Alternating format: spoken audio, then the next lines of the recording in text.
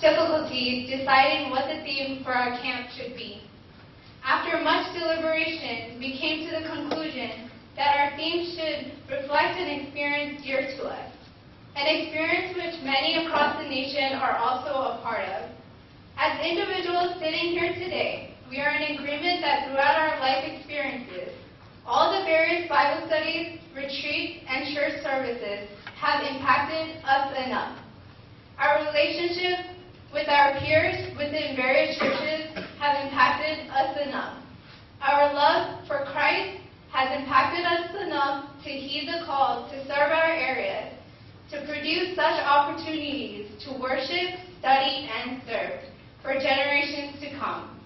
In order to accomplish this hefty task, we must be comfortable with going beyond all borders, whether physical, cultural, or spiritual. We must have the courage and the endurance to be part of a ministry which has been going beyond borders for over 2,000 years.